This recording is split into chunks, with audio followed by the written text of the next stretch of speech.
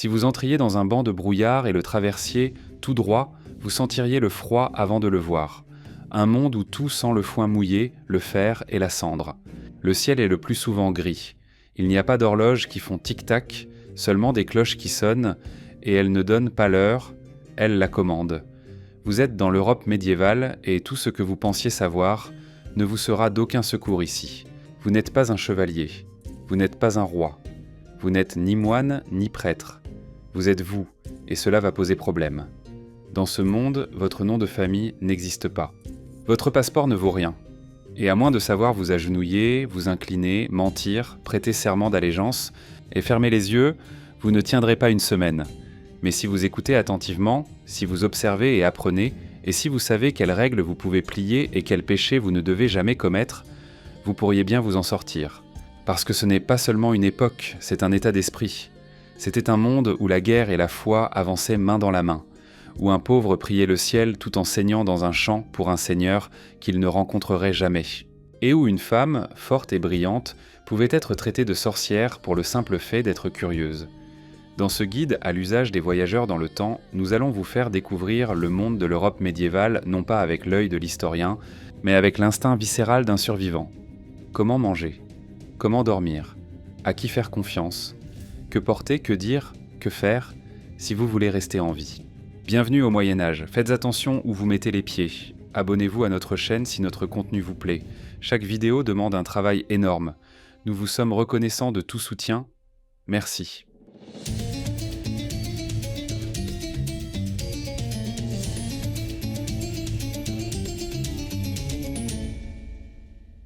Au moment même où vous arrivez, l'air vous frappe autrement, il est chargé de fumée. Pas la brûlure nette et vive d'un feu moderne, mais une brume épaisse et huileuse de bois humide et de graisse animale. Vous êtes dans un village, si tant est qu'on puisse l'appeler ainsi.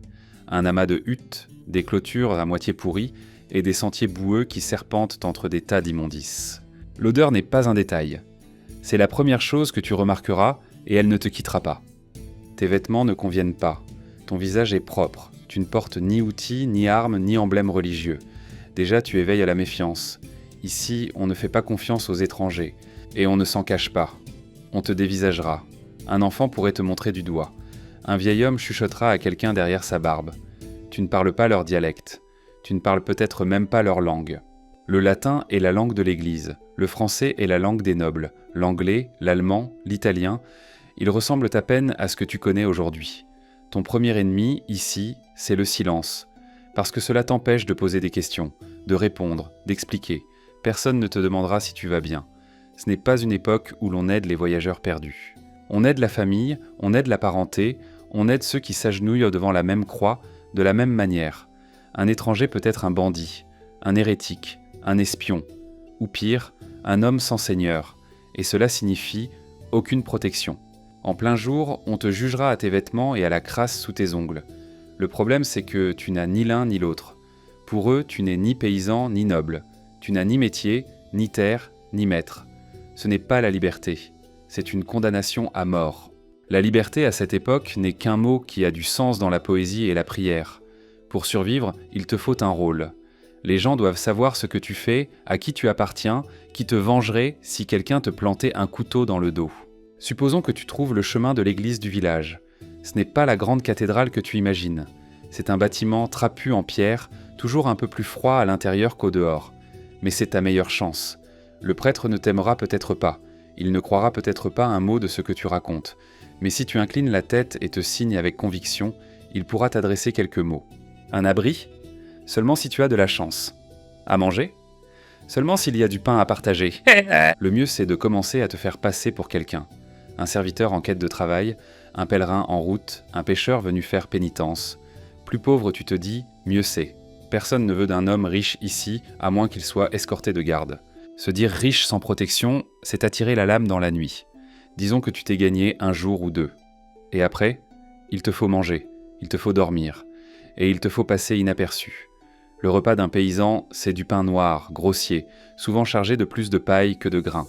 Avec un peu de chance, un bouillon de fèves ou de choux. La viande est rare, non parce qu'elle est sacrée, parce qu'elle est chère. Les poules pondent des œufs, les vaches donnent du lait. Les abattre est un gâchis, sauf si elles sont trop vieilles ou trop malades pour tenir debout. L'eau est dangereuse. La rivière charrie des souillures venues de l'amont. La bière ou la petite bière est plus sûre. Oui, même pour les enfants. Surtout pour les enfants. Bouilli pendant le brassage, c'est le liquide le plus propre qu'ils connaissent. Ta première nuit sera rude. Les auberges ne t'ouvrent pas les bras comme dans un roman de fantaisie. La plupart des villages n'en ont même pas. Et si tu en trouves une, il te faudra une pièce. Pas du papier, pas des promesses, mais de l'argent sonnant. Du vrai qui pèse. Sinon c'est le fenil ou la terre. Le sol près d'un âtre chaud si quelqu'un te prend en pitié. Ou si personne ne le fait, le froid. Dors d'un sommeil léger. Le vol est courant, la méfiance aussi. Les gens sont pauvres, et les pauvres redoutent ce qu'ils ne reconnaissent pas. Au lever du soleil, tu entendras des cloches. Elles ne servent pas seulement à marquer l'heure, ce sont des signaux. Ici, le temps ne se mesure pas à la montre, mais au son. Les cloches sonnent pour la prière, pour le couvre-feu, pour le danger, pour la mort. Et la mort vient facilement ici. Elle a bien des visages. La fièvre, la lame, le jugement d'un homme de pouvoir qui n'a aucune raison de t'épargner. Une insulte, un regard, un mot de travers peuvent suffire. Pas de procès, pas de seconde chance. Le monde passe à autre chose très vite. Personne n'inscrit ton nom. Si tu es encore en vie au matin du 2e jour, tu t'en tires mieux que la plupart. Mais ne te repose pas. Ce n'est que le début. La question suivante dépasse la simple survie. Qui vas-tu être ? Vas-tu chercher à t'élever ? Ou vas-tu te terrer dans la boue ? Car ici, soit tu es sous la botte de quelqu'un, soit tu es le problème de quelqu'un d'autre.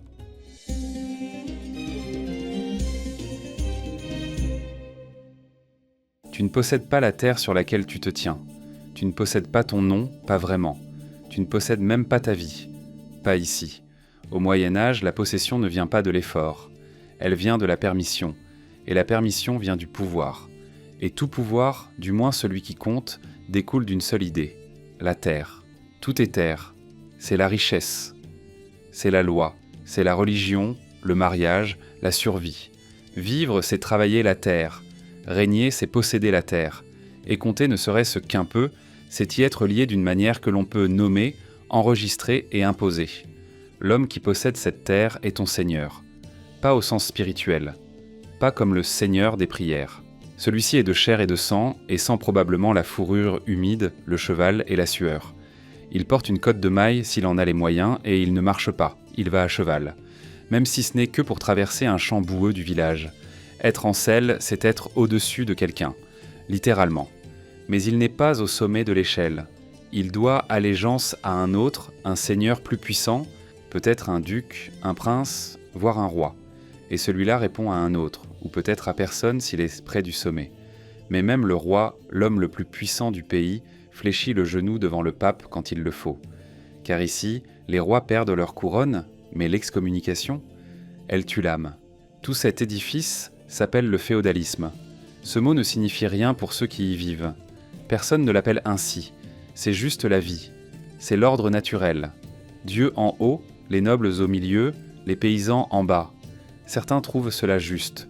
La plupart se contentent de penser que c'est immuable. Tu veux survivre dans cette toile ? Comprends ta place ou invente-t'en une. Si tu travailles au champ, tu es serf. C'est une manière polie de dire que tu es presque un esclave. Tu appartiens à la terre, pas à toi-même. Si la terre est vendue, on te vend avec. Tu ne peux pas te marier sans autorisation. Tu ne peux pas partir sans autorisation.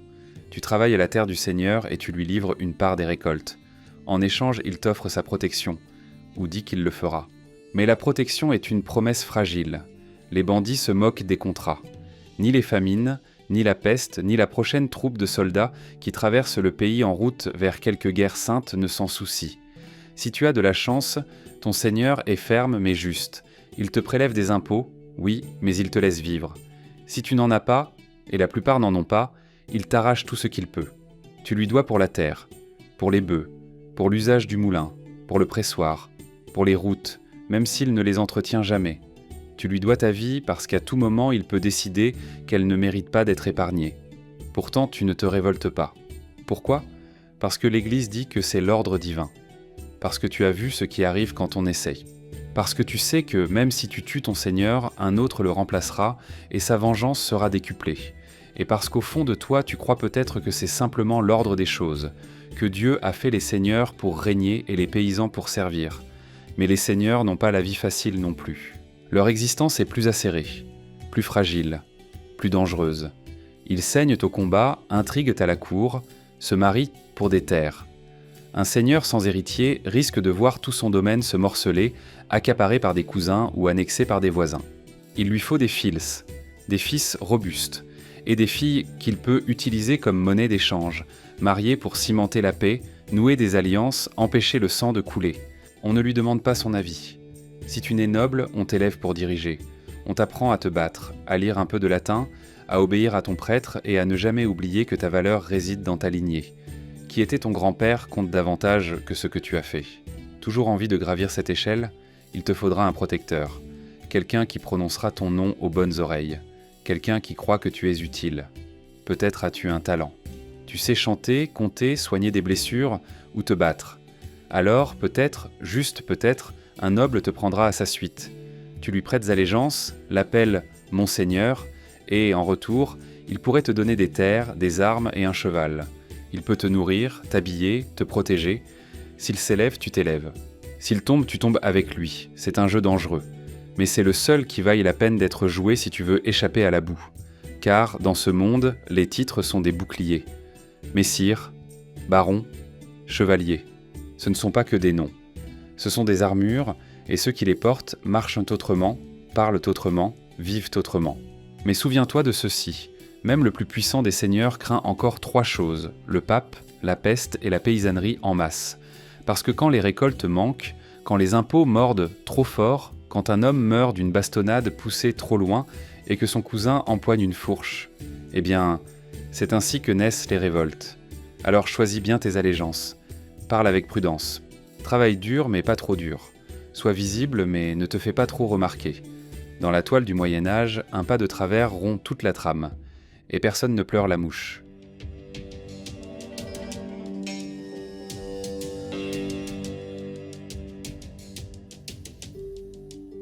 Tu te réveilles chaque matin dans ce monde et tu ne demandes pas comment se déplace le soleil, ni quelle maladie tue les uns et épargne les autres, ni si la terre est ronde. Tu connais déjà la réponse à tout, ou du moins on te dit que tu la connais. Dieu le veut. C'est le début et la fin. Tu ne discutes pas.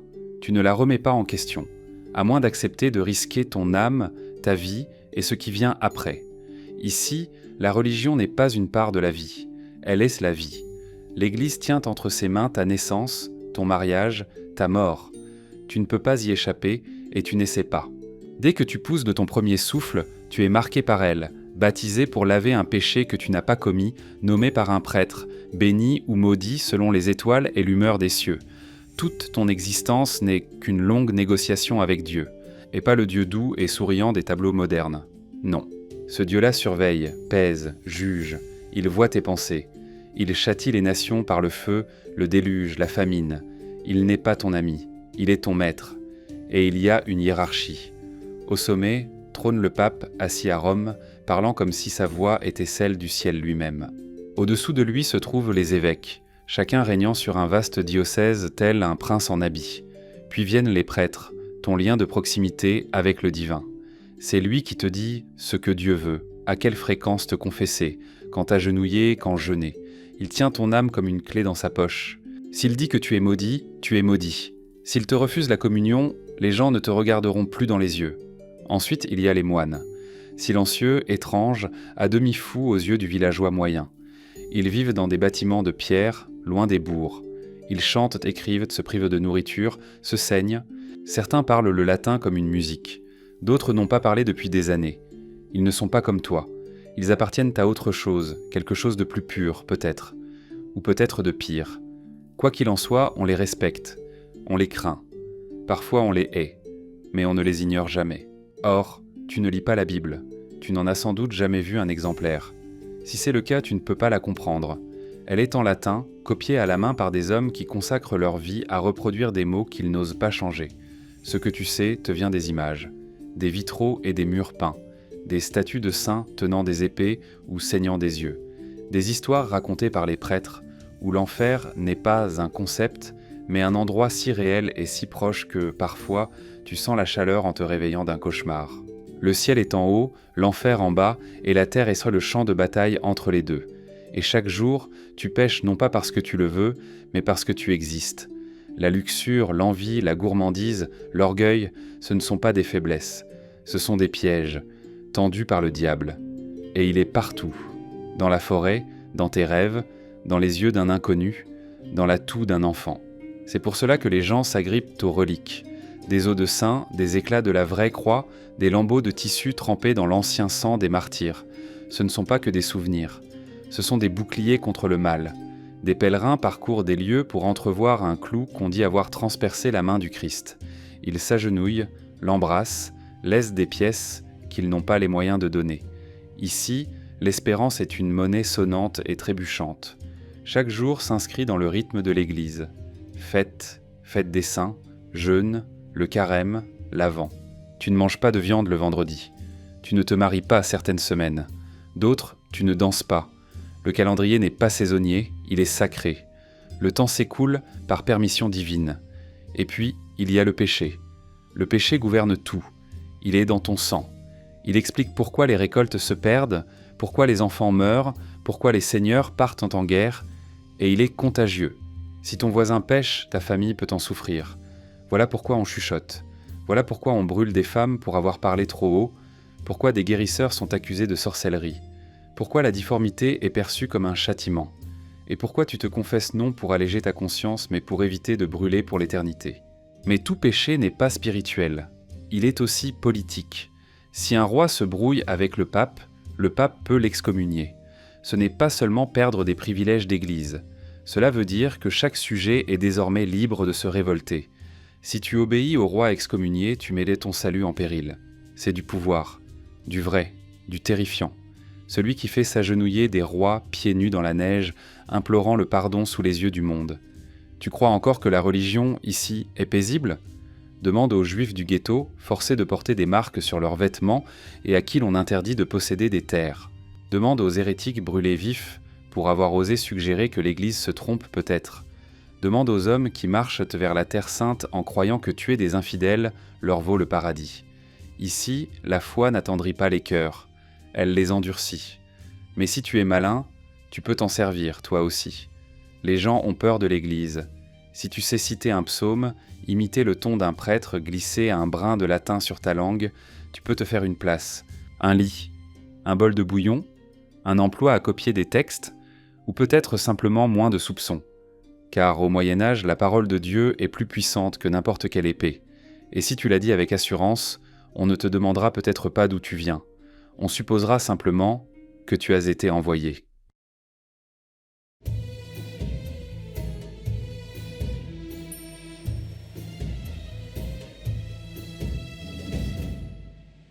La paix n'est pas l'état par défaut de ce monde. C'est une pause entre deux batailles. Un mensonge que les gens se racontent en aiguisant leur lame. En Europe médiévale, la guerre est constante, pas toujours vaste, pas toujours bruyante, mais toujours proche. Les frontières se déplacent comme le sable. Les rois se querellent avec leurs cousins. Les nobles règlent leurs dettes dans le sang. Les bandits se battent pour de quoi manger, les mercenaires pour l'argent et les chevaliers pour l'honneur, même si la plupart ont oublié ce que ce mot signifie. Tu veux comprendre le monde médiéval. Regarde comment il se prépare à la guerre jusque dans les temps de paix. Les villages font des réserves de grains. Les châteaux se dressent sur les hauteurs, non pour la vue, mais pour la défense. Chaque ville a un mur d'enceinte, ou voudrait en avoir une. Et chaque seigneur, même pauvre, garde des hommes prêts à se battre. Même les prêtres bénissent des épées. Même les moines prient pour la victoire. Le chevalier rutilant que tu t'imagines n'est pas un héros sans faille. C'est un tueur professionnel, gainé de métal et lié par un code. Ce code, c'est la chevalerie, mais ne t'y trompe pas. La chevalerie ne veut pas dire miséricorde. Elle signifie des règles. Un chevalier doit servir son seigneur. Il doit défendre la foi. En théorie, il protège les femmes. Dans les faits, encore faut-il que la femme soit noble et sous la protection de quelqu'un, sinon sa sécurité devient négociable. Quant aux paysans, le code chevaleresque les mentionne à peine. S'ils meurent, c'est en silence. Pour devenir chevalier, tu commences tôt, dès l'âge de 7 ans si tu as de la chance. On t'envoie loin de chez toi, comme page dans la maison d'un autre seigneur. Tu sers, tu nettoies, tu cours porter des messages. Tu observes, tu mémorises, À 14 ans, si tu es assez robuste, tu deviens écuyer. Cela veut dire porter les armes de ton maître, tenir son cheval, apprendre à te battre, à monter, à saigner. On t'entraîne à manier l'épée, oui, mais le plus souvent, c'est la lance qui compte. Une arme longue et brutale, faite pour la charge à cheval. Tu apprends à porter une armure plus lourde que ton petit frère. Tu apprends à viser les failles, les jointures, la visière, le cou. Tu apprends à chuter sans te briser les côtes. Tu apprends à tuer vite, sans hésiter.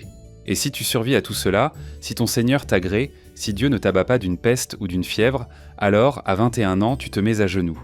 Une épée touche ton épaule. Tu es adoubé, chevalier. Et après, la gloire, la renommée, peut-être, mais plus sûrement, tu n'es qu'une lame de plute à gage dans la guerre d'un riche. Tu chevauches quand on t'appelle. Tu combats ceux qu'on te désigne. Si ton Seigneur exige qu'on brûle le village d'un rival, tu obéis. S'il veut qu'on escorte un évêque à travers des terres de brigands, tu chevauches à ses côtés. Tu portes ses couleurs, tu arbores son blason, et tu t'efforces de ne pas poser trop de questions. Au combat, pas d'uniforme, pas de radio, pas d'infirmier. Seulement des bannières, des trompettes et du sang. La plupart des hommes ne meurent pas de coups d'épée. Ils meurent d'infection, écrasés sous les sabots, d'une chute qui leur brise l'échine et les laisse dans la boue pendant que le reste de l'armée continue sa marche. Les prisonniers valent de l'or, surtout les riches. Si tu captures un noble, tu ne le tues pas, tu le rançonnes. Sa famille paie sa libération. Parfois, un captif te rapporte plus qu'une année de pillage. Mais tout le monde ne se bat pas comme un chevalier. La plupart même non. Les paysans sont levés en milice. Ils marchent avec ce qu'ils possèdent. Des fourches, des marteaux, des lances rouillées. Certains ont pour armure un gambison de toile rembourrée. D'autres n'ont que la chance. Ils meurent les premiers, ils rompent aisément les rangs. Mais lorsqu'ils sont en colère, lorsqu'ils sont acculés, ils sont terrifiants. Et puis viennent les mercenaires. Des soldats qui ne doivent fidélité à aucun étendard, seulement à la solde. On les craint, on les hait, on en a besoin. Ils se battent avec une efficacité brutale. Ils ne posent pas de questions. Quand une guerre s'achève, ils en cherchent une autre. Et quand il n'y en a pas, ils deviennent eux-mêmes la guerre. Ils pillent, ils brûlent, ils tiennent des villes en otage jusqu'à ce qu'on les paie pour cesser. Tu crois que l'honneur vit sur le champ de bataille. Demande aux hommes à qui l'on a promis des terres et qui n'ont rien reçu. Demande aux femmes sur la route d'une armée impayée. Demande au prêtre qui a enseveli une centaine de garçons morts qui se croyaient des héros. Mais la guerre, ce n'est pas seulement des épées et de la fumée. C'est de l'économie, de la politique, de la religion. Les croisades, par exemple, furent prêchées comme des missions sacrées, mais menées comme des conquêtes. Un chevalier qui sait à peine écrire le mot « Jérusalem » peut quand même marcher des milliers de kilomètres pour tuer en son nom. Pourquoi ? Parce que le pape l'a dit. Parce que le péché peut se laver dans le sang des infidèles. Parce que mourir en croisade, c'est un raccourci vers le paradis. Ici, la violence n'a rien de fortuit. Elle est tissée dans la trame de la vie. Les enfants jouent à la guerre, les chants la glorifient, les églises la bénissent, et quand la paix arrive, personne ne lui fait confiance. On peut tenter de l'éviter, raser les murs, devenir guérisseur, scribe, moine. Mais ces rôles-là comportent eux aussi des risques. Un guérisseur peut être accusé de sorcellerie. Un scribe peut être contraint de falsifier un acte. L'abbaye d'un moine peut être mise à sac par des bandits que la sainteté des vœux n'émeut guère. Alors apprenez à sentir la guerre qui approche. Les patrouilles supplémentaires, les levées d'impôts soudaines, les chuchotements de mobilisation. Un seigneur qui rassemble ses hommes d'armes.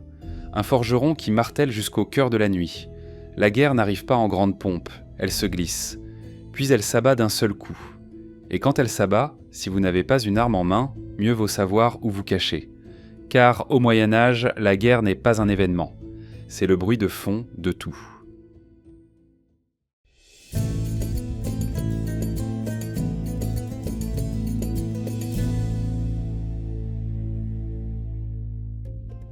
Si la guerre donne le tempo du pouvoir, la vie du village donne celui de tout le reste. Ce n'est pas spectaculaire, ce n'est pas glorieux. Cela ne se conclut ni par une couronne, ni par un duel à l'épée. Mais si vous voulez comprendre comment ce monde respire, c'est là qu'il faut regarder. La terre, la fumée de bois, la douleur dans le dos d'un paysan, le rythme des saisons gravé dans les os des gens. Vous vivez dans un village, pas dans un bourg. Pas dans une ville. Une poignée de toits de chaume, quelques bêtes éparses, un ruisseau si vous avez de la chance. Une cinquantaine de personnes, peut-être 200. Tout le monde connaît tout le monde connaît votre nom. L'intimité n'existe pas.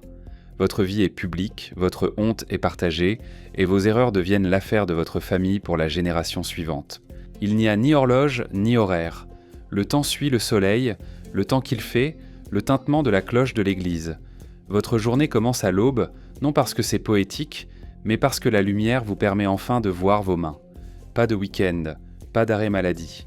Il y a des jours de fêtes religieuses, et même là vous travaillez sans doute, simplement pas au champ. Le travail, c'est l'agriculture, et c'est brutal. On ne cultive pas pour le profit. On cultive pour ne pas mourir. Si vous êtes un homme, vous bêchez, vous labourez, vous réparez les outils, vous montez des clôtures.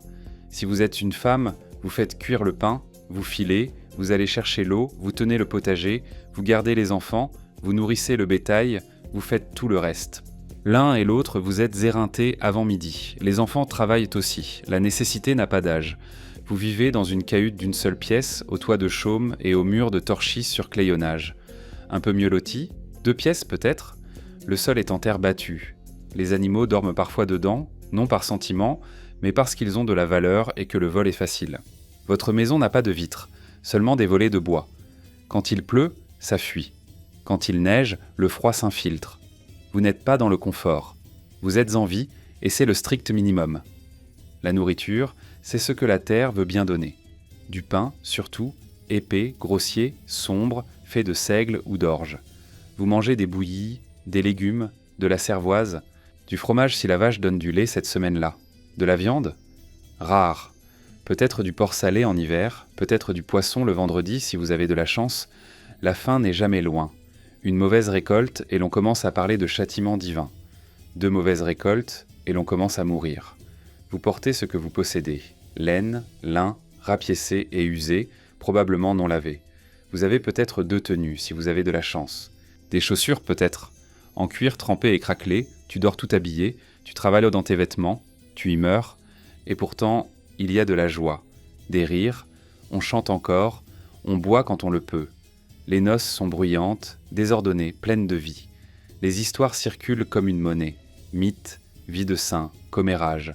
La musique sort des bouches, de flûtes grossières, de tout ce qu'on peut frapper ou pincer. Tu ne vis pas longtemps, mais tu vis intensément. Ton monde est petit, mais il t'appartient. Il y a le prévôt, l'homme qui fait régner l'ordre au village, collecte les rentes et redevances, règle les différends. Il sert le Seigneur, pas toi. Mais c'est l'un des tiens, choisi parmi les villageois, d'où une tension permanente. Tout le monde incline la tête à son passage, mais personne ne lui fait vraiment confiance. L'église se tient un peu à l'écart, modeste, grise, qui sent la pierre et l'encens. C'est le seul bâtiment de pierre où la plupart des villageois mettront jamais les pieds. Le prêtre sait lire et écrire, ce qui le rend presque divin. Tu l'écoutes quand il parle, car sinon tu ne fais pas que le manquer de respect. Tu risques la damnation. Tu ne rêves pas de t'élever. Tu rêves de tenir jusqu'à la fin de l'année. De garder tes enfants nourris, de ne pas tomber malade quand la fièvre traverse le village, de ne pas enterrer un 2e enfant avant d'avoir nommé le premier. La mort est partout. La moitié des enfants meurent avant leur 5e anniversaire. Les femmes meurent en couche. Les hommes meurent au champ par accident ou simplement parce que la médecine tient plus de l'équilibre des humeurs et de la prière que de la science. Quand quelqu'un crache du sang, tu commences à préparer les funérailles. Et pourtant, la vie continue. Une saison après l'autre. Le printemps, c'est les semailles. L'été, c'est l'entretien. L'automne, c'est la récolte. L'hiver, c'est la fin. Ce rythme façonne tout. Le calendrier liturgique se superpose, mais c'est la terre qui décide de ce qui arrive vraiment. Si le blé manque, si les vaches mettent bas des veaux malades, si le temps se gâte, tout le village souffre. Et ce fardeau, tu le portes avec les autres. La communauté n'est pas facultative. Tu as besoin de l'aide de ton voisin pour monter une grange, rentrer la récolte, survivre à un incendie. Tu empruntes des outils, tu partages le sel, tu gardes les enfants des uns et des autres. La rancœur s'accumule, mais la loyauté aussi. Dans les pires moments, les gens se serrent quand même les coudes, parce qu'ils y sont contraints, parce que personne ne s'en sort seul. Il n'y a pas d'avenir qui t'attend les bras ouverts. Juste plus de travail. Peut-être que ton enfant deviendra prêtre ou soldat ou serviteur dans la maison d'un noble. Peut-être vivras-tu jusqu'à l'âge de 35 ans, et l'on considérera que c'est une longue vie bénie. Mais tu ne t'apitoies pas sur toi-même. Tu n'en as pas le temps. Tu retournes la terre, tu manges, tu dors, tu te réveilles et tu recommences. Et dans la répétition de ce cycle éreintant qui te casse le dos, implacable, tu trouves quelque chose qui ressemble à du sens. Pas celui que tu lis dans les livres, celui que tu sens dans tes mains.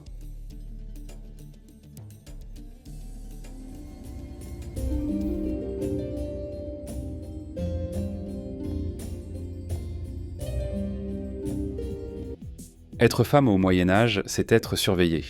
Dès que tu peux marcher sans tomber, des yeux se posent sur toi. Pas d'admiration. Des attentes, des jugements, du contrôle. Ta vie ne t'appartient pas. C'est un fil noué à ton père, à ton mari, à ton fils. Quelqu'un de masculin, de reconnu par la loi, quelqu'un dont le nom a du poids. Dans les registres, on ne te mentionnera guère qu'en relation avec quelqu'un d'autre. Mais cela ne signifie pas que les femmes soient invisibles.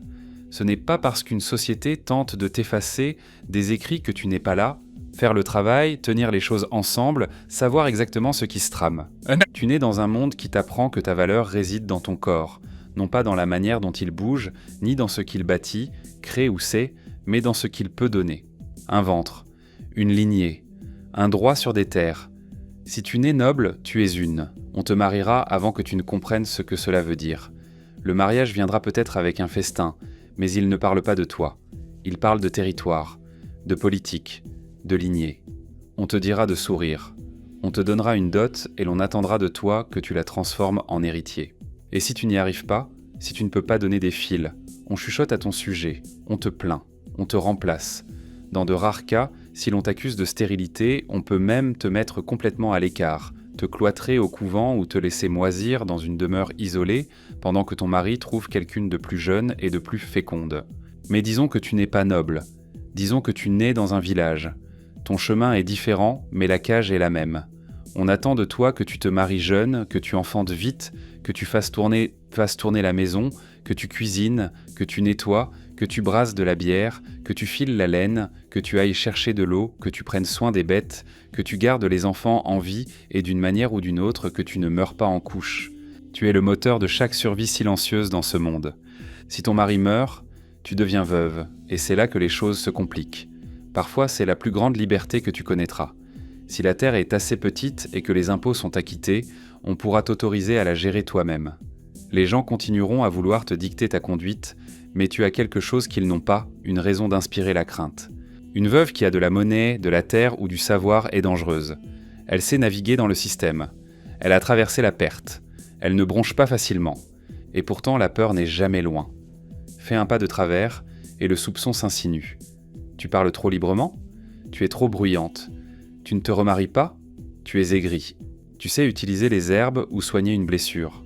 Peut-être es-tu une sorcière. Ce mot pèse lourd. Ce n'est pas seulement de la superstition, c'est une arme. Les accusations n'ont pas besoin de preuves. Elles ont besoin de chuchotements, de malchance et d'une femme qui ne rentre pas dans le moule. Si l'on t'accuse, n'attends pas un procès comme dans les histoires. Attends-toi à des pressions. Un prêtre peut exiger une confession. Les voisins peuvent cesser de te parler. Tes animaux peuvent disparaître.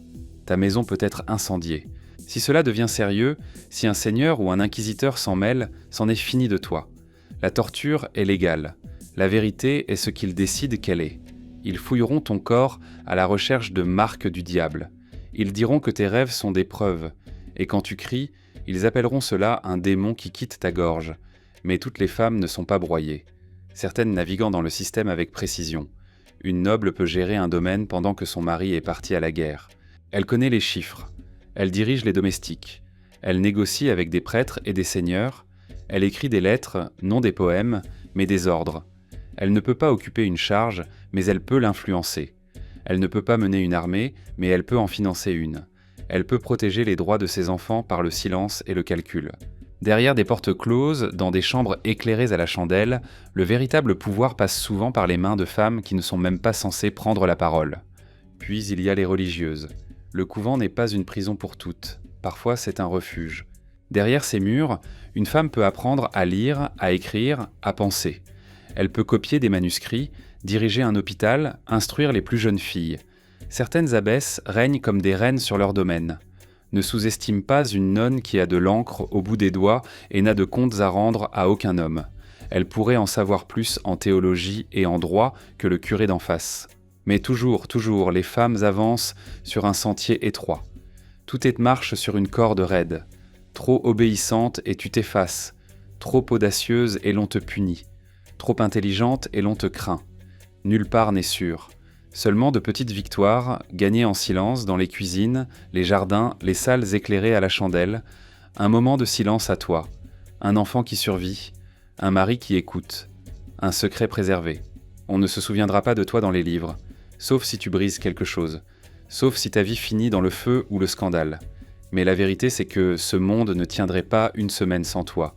Les hommes font la guerre, oui, mais les femmes empêchent le monde de tomber en morceaux.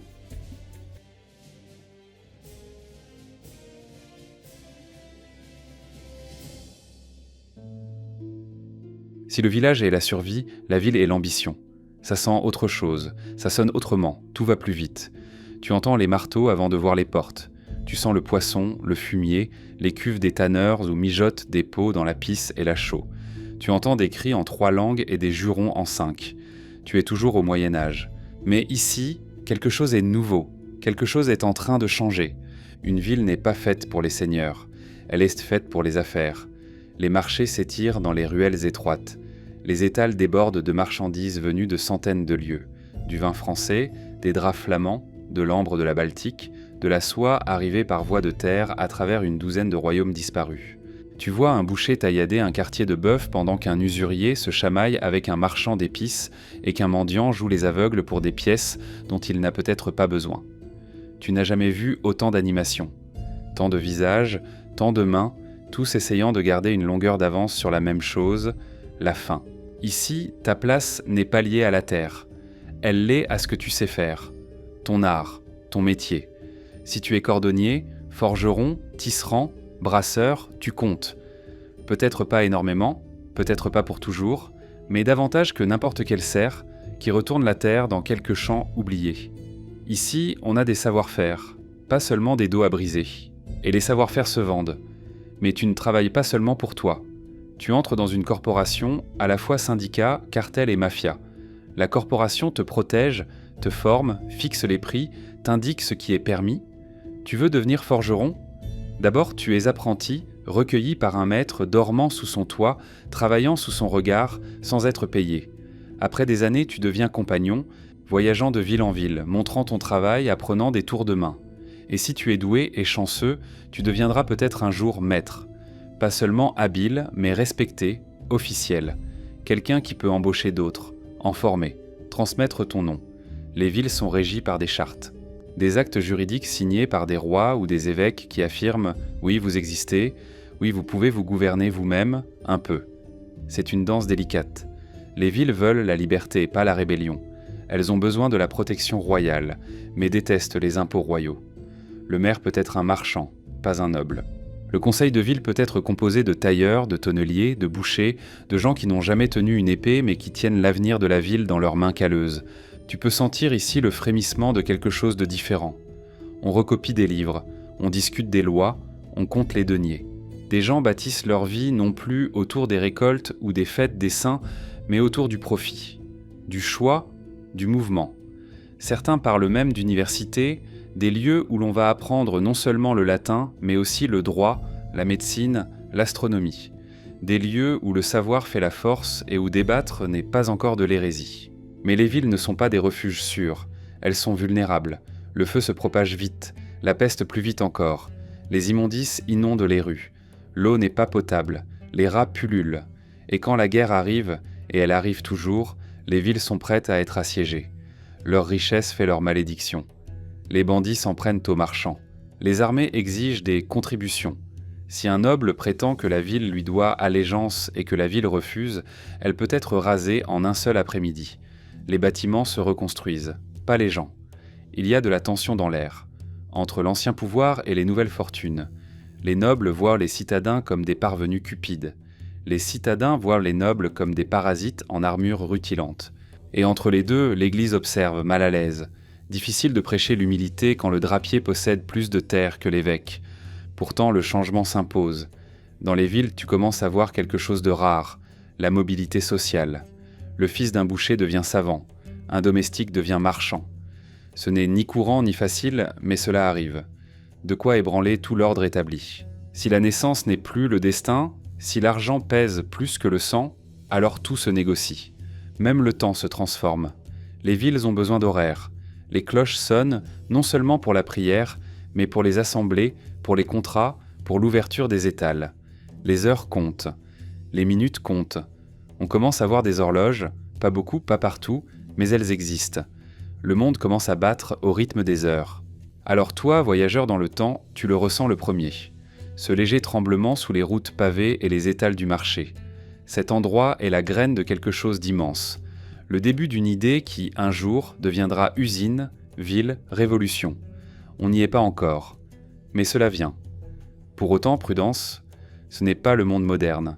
Il obéit encore au mythe et à la force. Un faux pas, et tu n'es plus rien. Une affaire qui échoue, et tu es ruiné. Une insulte adressée au mauvais homme, et ton sang se répand dans le caniveau tandis que le marché continue de commercer. Mais si tu sais travailler, saisir l'atmosphère, te débrouiller, c'est ici que le Moyen-Âge s'approche le plus de l'avenir. Et la porte est encore ouverte.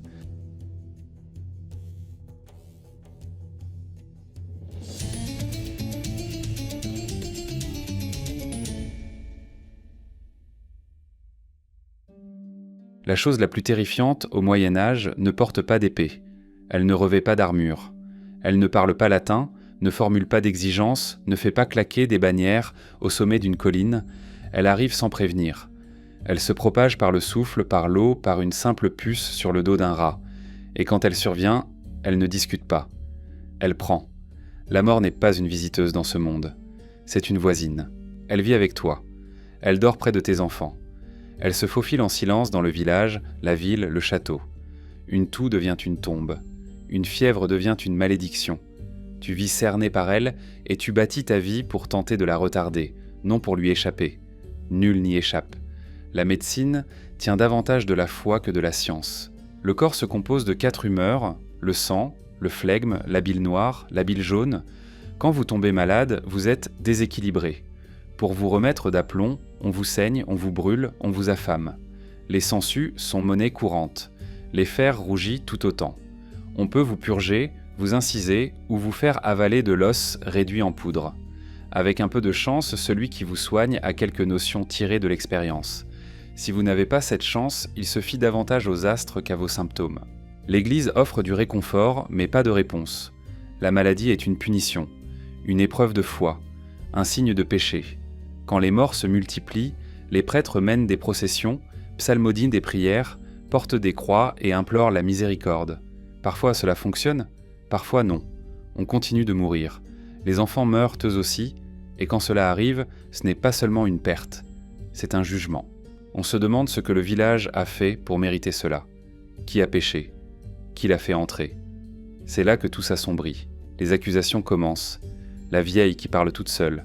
La famille qui n'a pas assisté à la messe, le juif qui habite près du puits. La peur ne se tait pas, elle montre du doigt. Et quand la panique s'empare des esprits, elle ne tue pas seulement par la maladie. Elle tue par le feu, par la corde, par les foules. Puis vient le pire, la peste noire. 14e siècle. Pas besoin d'en retenir la date. On la reconnaît au corps. 1 sur 3. Peut-être 1 sur 2. Mort. Des villes entières se vident. Les champs sont abandonnés. Les prêtres s'enfuient, les familles se déchirent, des parents enterrent leurs enfants dans des fosses communes, puis meurent à leur tour. Nul ne sait pourquoi, nul ne sait comment l'arrêter. Vous ne pouvez pas lui échapper, vous ne pouvez pas négocier avec elle. Ce n'est plus une punition divine, c'est pire, c'est le chaos. Les médecins portent des masques à bec, bourrés d'herbes et imbibés de vinaigre. Ils pensent que l'odeur les protégera, ce n'est pas le cas. Les marchands cessent de commercer. Des navires brûlent dans les ports, les villes ferment leurs portes et les morts s'amoncellent devant elles. Le monde se fissure. À un moment, on croit que tout s'achève. Et peut-être que pour beaucoup, c'était la fin. Et pourtant, on survit. Pas seulement en se cachant, en s'adaptant. Certains fuient à la campagne, d'autres se murent. Les uns se tournent vers Dieu plus que jamais. Les autres cessent de prier tout à fait. Après la peste noire, tout change. Le travail prend de la valeur. Trop de morts, pas assez de bras, les serfs commencent à marchander. Les seigneurs commencent à paniquer, des régions entières voient à nouveau les équilibres de pouvoir se déplacer. Ce n'est pas une révolution, mais c'est une remise à plat. Pourtant, la maladie ne s'en va pas. Elle redevient simplement une toile de fond. Il y a toujours la suette, la dysenterie, la lèpre, des fièvres nées de la famine. Et personne n'est à l'abri. Des rois meurent d'une eau malsaine, des reines meurent en couches, des moines meurent en silence, les pauvres meurent bruyamment. Les cimetières s'étendent, les ossements sont déplacés, empilés, oubliés. La mort ne se cache pas. Vous la voyez, vous la sentez, vous passez à côté d'elle. Les funérailles sont brèves, les tombes peu profondes. Le deuil se réduit à un rituel, une bougie, une prière, un nom prononcé une fois encore avant de disparaître à jamais. Vous n'attendez pas une longue vie, vous l'implorez dans la prière. Vous organisez votre vie en tenant compte de la possibilité qu'elle ne vous soit pas accordée. Mais la peur n'efface pas la joie. D'une manière ou d'une autre, la vie continue. À l'ombre de la mort, on rit, on tombe amoureux, on fonde des familles, on organise des fêtes. Ce n'est pas du déni, c'est un défi. Quand vous savez que vous pourriez être mort d'ici une semaine, vous vivez plus intensément, vous buvez davantage, vous dansez plus vite, vous serrez plus fort. La vie est fugace, alors vous attrapez ce que vous pouvez. Ce n'est pas une faiblesse, c'est l'instinct. Alors, vous, voyageurs du temps, que faites-vous face à cela ? Vous apprenez à écouter, à guetter les signes, la maison silencieuse, le rideau tiré, le prêtre qui évite votre regard. Vous gardez vos distances quand il le faut. Vous feignez de prier quand on vous le demande. Vous ne remettez pas en cause les règlements sur les lépreux, ni les ordonnances contre la peste, ni les fosses communes. Vous acquiescez, vous obéissez, et vous continuez d'avancer. Parce que, dans ce monde, la mort n'est jamais loin. Mais si vous la traitez avec respect, pas avec panique, pas avec fanfaronnade, vous pourriez bien garder une longueur d'avance sur elle. Pour l'instant.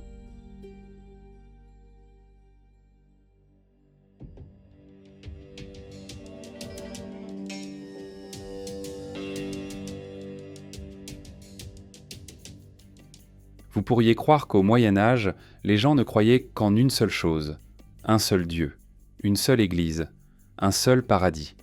Mais entrez dans un village après la tombée de la nuit, et vous comprendrez vite, la foi et la peur avancent ensemble.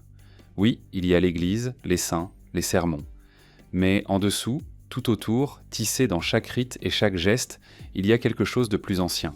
La croyance en des choses qui vivent dans les bois, des choses qui frappent aux portes la nuit, des choses qui se moquent du latin. Vous croyez en Dieu, vous n'avez pas le choix, Mais vous laissez aussi du pain pour les esprits. Vous évitez les carrefours après le coucher du soleil, vous enfoncez des clous de fer dans le chambranle pour tenir les sorcières à distance. Vous faites le signe de croix non seulement à la messe, mais aussi quand vous passez près d'une ombre qui ne vous paraît pas tout à fait normale. Ce n'est pas une contradiction, c'est de la survie. Dans un monde plein d'inconnus, on s'accroche à la moindre parcelle de protection disponible. Le folklore n'est pas qu'un divertissement, c'est une explication. Pourquoi votre enfant est-il tombé malade après avoir joué dans la forêt ? Une fée. Pourquoi la vache n'a-t-elle plus donné de lait ? Une malédiction. Pourquoi la femme de votre voisin a-t-elle disparu ? Les bois l'ont prise. Ou quelque chose qui s'y cache. L'Église vous dit que Dieu agit de façon mystérieuse. Le folklore vous dit pourquoi. Il donne aux ténèbres une forme, une histoire, un nom. Il y a des créatures, des esprits, des fantômes. Les morts ne restent pas toujours partis. Parfois, ils s'attardent, inachevés. Vous dormez avec du romarin sous l'oreiller. Vous portez des talismans gravés de symboles grossiers. Certains sont chrétiens, d'autres bien plus anciens. Vous ne savez peut-être même plus ce qu'ils signifient. Peu importe, ils fonctionnent, ou vous l'espérez. Et puis il y a les guérisseuses, des femmes le plus souvent, pas des médecins, pas des prêtres, juste des gens qui savent quelles herbes font tomber la fièvre, quelles racines arrêtent le saignement. Elles murmurent au-dessus des cataplasmes, brûlent de l'encens. Elles chorécidment des prières qui ne sonnent pas tout à fait comme du latin ecclésiastique. Certains les traitent de sorcières, d'autres les disent sages. Si elles guérissent votre fils, vous les remerciez. Si votre prochain enfant meurt, vous chuchotez qu'elles étaient trop puissantes. Personne n'a à vous croire à la magie. Pas ouvertement. C'est dangereux. Mais presque tout le monde y croit. On le voit à la façon dont ils crachent par-dessus leur épaule en prononçant un certain nom. aux amulettes cousues dans les vêtements des enfants, aux pierres glissées sous l'oreiller pour chasser les cauchemars. Ce ne sont pas des superstitions. Ce sont des outils, des pièces de la boîte à outils invisibles que chaque villageois porte avec lui. L'Église essaie de canaliser tout cela. Il y a des sermons contre la superstition. Les prêtres avertissent que les démons se présentent sous des visages avenants. Certains membres du clergé croient sincèrement que tout cela est maléfique. D'autres sont plus pragmatiques.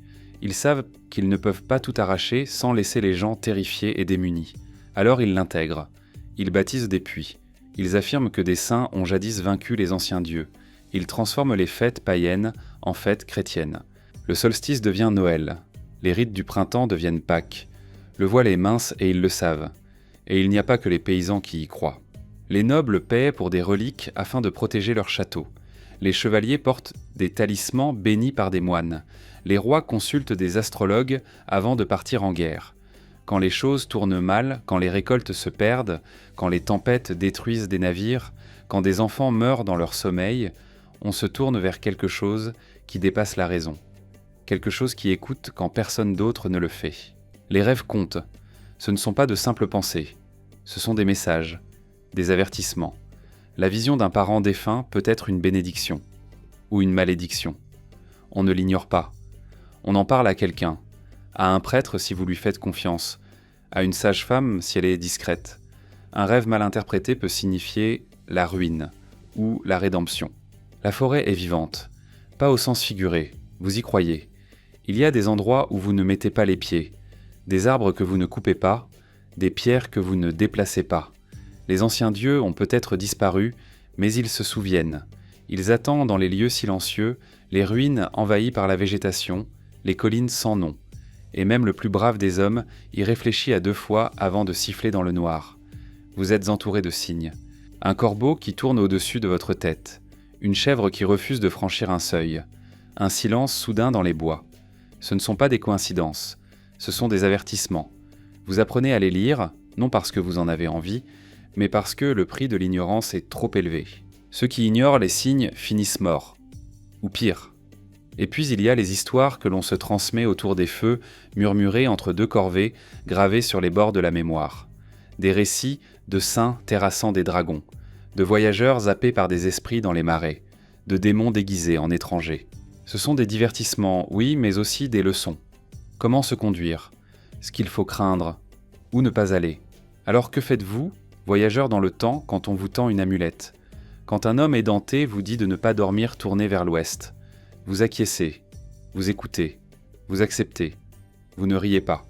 Car dans ce monde, le savoir se consigne rarement par écrit. Cela se transmet par des regards appuyés, des mises en garde et des comptines à moitié oubliées. Le monde invisible est réel parce que les gens se comportent comme s'ils l'étaient, et cela le rend dangereux.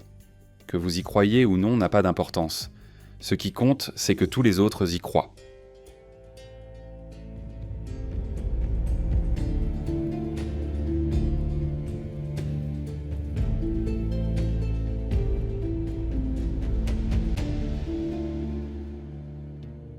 Le temps ne s'annonce pas quand il change. Nulle cloche ne sonne pour marquer la fin du Moyen-Âge. Nul lever de soleil n'annonce que le monde est passé à autre chose. Cela se fait lentement, puis d'un seul coup. Quelques idées prennent racine. Quelques villes enflent. Quelques hommes mettent par écrit des choses qui n'auraient pas dû l'être. Et soudain, ce qui paraissait éternel commence à se fissurer. L'année importe peu. On pourrait choisir l'an 1347, lorsque la peste noire balaya l'Europe et brisa l'échine du féodalisme. On pourrait choisir 1453, quand Constantinople tomba et que les vieilles cartes furent déchirées. On pourrait choisir 1492, quand Christophe Colomb mit le cap à l'ouest et tomba sur la terre d'autrui. Mais la vérité, c'est que le Moyen-Âge ne s'achève pas sur le papier. Il s'achève dans les esprits. Tout commence avec le commerce. Des villes s'enrichissent, des marchands sans titre, mais avec de l'influence. Ils prêtent de l'argent au roi, financent des expéditions et bâtissent des maisons de pierre plus grandes que certains châteaux. La richesse commence à parler plus fort que le sang. Pas partout, pas pour tout le monde, mais assez pour que le monde se mette à basculer. Les universités poussent comme des champignons. Les savants se disputent. Certains débattent encore en latin, mais d'autres se mettent à utiliser leur propre langue. Le français, l'anglais, l'italien. Les langues commencent à évoluer, le savoir se répand. Lentement d'abord, puis plus vite. Les livres sont copiés à la main, passent de main en main, franchissent en contrebande les frontières. Les idées s'échappent des monastères et atterrissent dans les tavernes. Puis vient l'imprimerie. Un Allemand nommé Gutenberg comprend comment imprimer avec des caractères mobiles. Cela paraît simple, mécanique, mais c'est une déflagration. Soudain, un livre peut devenir 100, puis 1000. Le savoir lire et écrire commence à s'insinuer dans les fissures. Pas seulement pour les prêtres et les nobles, pour les marchands, pour les artisans, pour les femmes, parfois, pour celles et ceux qui vivaient et mouraient sans jamais voir leur nom sur une page. L'Église s'en aperçoit. Elle sent le sol trembler sous ses pieds. Depuis des siècles, elle détient le monopole de la vérité. Mais désormais, les gens lisent les Écritures par eux-mêmes, posent des questions, découvrent des contradictions. Un moine nommé Martin Luther cloue des doléances sur la porte d'une église. Ce qui suit n'est pas un débat, c'est une explosion. Guerre, bûcher, schisme, l'Europe se déchire sur ce que signifie être saint. Pendant ce temps, par-delà la mer, on découvre de nouvelles terres. Pas nouvelles pour ceux qui y étaient déjà, mais nouvelles sur la carte de l'Europe. L'or afflue, l'esclavage suit. Une faim de plus en plus insatiable commence à dévorer les royaumes. L'exploration se mue en conquête. La curiosité se mue en empire. Le monde s'agrandit et s'assombrit. En Europe, les villes s'élèvent. L'art change. Les tableaux montrent des visages, de l'émotion, des ombres. Ils cessent d'être uniquement religieux. Ils deviennent humains. Un homme esquisse des machines volantes, des cadavres disséqués et de nouvelles inventions. Il s'appelle Léonard de Vinci. Il n'est pas seul. À Florence, à Venise, à Anvers, les esprits s'éveillent. Pas seulement à Dieu, mais aux mathématiques, à la musique, au mouvement, à l'ambition. La Renaissance. C'est ainsi qu'on l'appellera plus tard. Une renaissance. Mais pour ceux qui la vivent, ce n'est pas une rupture nette. C'est le chaos. Un flou. Certains s'agrippent encore aux anciens usages.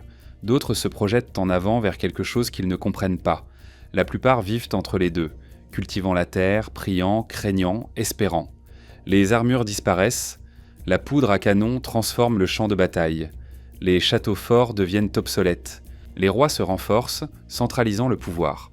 Le droit ne se réduit plus à la coutume. Il s'écrit, s'applique, se codifie. Des bureaucraties se forment, des monnaies sont frappées à l'effigie, non pas de saints, mais de souverains. Mais n'allez pas croire que le monde devienne soudain moderne. La vie reste brève. Les femmes n'ont toujours pas de voix. La maladie frappe encore sans prévenir. La plupart des gens ne savent toujours pas lire. La plupart vivent encore tout près de la terre. L'imprimerie ne met pas fin à la famine. La Renaissance n'abolit pas la superstition. Le progrès n'avance pas en ligne droite. Il trébuche, il se contredit, il saigne, et pourtant quelque chose s'achève indéniablement. Le sentiment que le monde est fixé, ordonné, immuable, cela meurt. Les gens s'interrogent. Pas bruyamment d'abord, mais avec obstination. Qu'est-ce qu'une âme ? Qu'est-ce qu'une nation ? Qu'est-ce que le pouvoir ? Qu'est-ce que la liberté ? Vous, voyageurs du temps, sentez la différence. Vous avez vu le Moyen-Âge dans toute sa pesanteur, la boue, la faim, la peur, la foi. Et maintenant, vous sentez quelque chose qui se desserre, une porte qui se déverrouille. Le monde à venir est impatient. Il veut commencer. Mais il apportera de nouvelles horreurs, des empires de la poudre à canon, la brutalité coloniale, la mécanisation de la mort, l'effacement de peuples entiers. L'histoire n'avance pas au pas, elle mute. Alors, quand finit le Moyen-Âge ? Il finit quand les vieux récits ne tiennent plus, quand un paysan lit un livre imprimé et ose rêver, quand un marchand paie une carte qui montre quelque chose que la Bible a oublié, quand une femme écrit son propre nom à l'encre, quand les rois doivent répondre non seulement devant Dieu, mais aussi devant le peuple qu'ils gouvernent. C'est là que cela finit. Et quelque chose de plus sauvage, de plus étrange et de bien plus dangereux commence.